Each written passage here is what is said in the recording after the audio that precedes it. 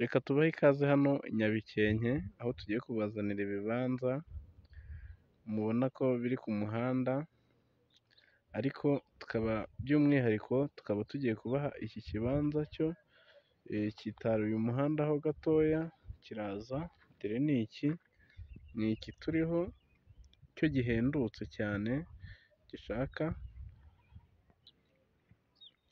ni ikibanza gihagaze 2,5 ariko ntago katuza, ni 2,5 nimba ari 2,5 yashatse ubwo ni izo, kuko cyo kirahendutse kurusha ibindi, ibindi byo bihagaze muri 3,5.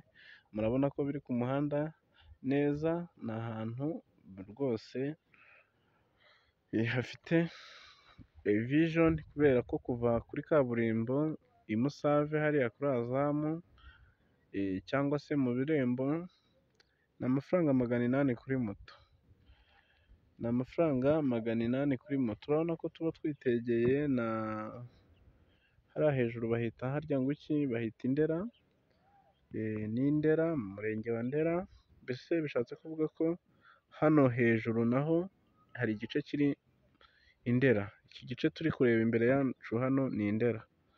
Ni ahantu heza rero ushobora kuza ukagura iki kibanza, ibintu bikagenda neza cyane, kuko ntago ari ahantu habi, ni ahantu heza. Hano i Bumbogo hejuru ukigera ku isoko ni hafi aho ngaho, murumva ko atari kure.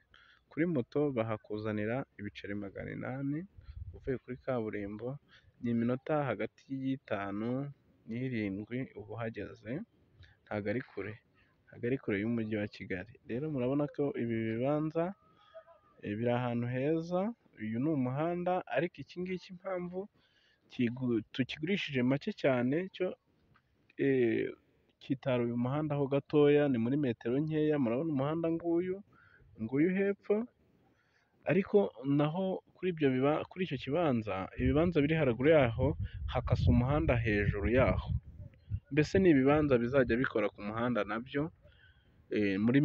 Muri metero nkeya hari umuhanda haruguru yaho, mbese murumva ko ari ibibanza bagiye baha umuhanda. Ibi nubwo umuhanda batarawubikataho biwucaho neza, ariko ntago byakubuza kukigura kuri aya mafaranga make cyane, 2,5 miliyoni zitaganirwaho. Gifite 20 kuri 15. Ni ibibanza byujuje mizire, kuko bagiye babikata, muragenda mubibona. Murabona ko bigiye bikorotiriye, bigiye bitandukanye. Ni ibibanza byiza rwose, dore n'aha ngaha murabona ko turi ku ipoto y'amashanyarazi. Ni ahantu hatakabaye hagucika, kuko hahagaze amafaranga makeya. Ngwino rero iki kibanza ukigure mu ba mbere. Tugufitiye n'ibindi bikora ku muhanda hano ku muhanda hari ikindi, hari ibindi bihagaze 3,5. Ngwino ubigure mu ba mbere. Murakoze kandi turabashimiye, mugire ibihe byiza.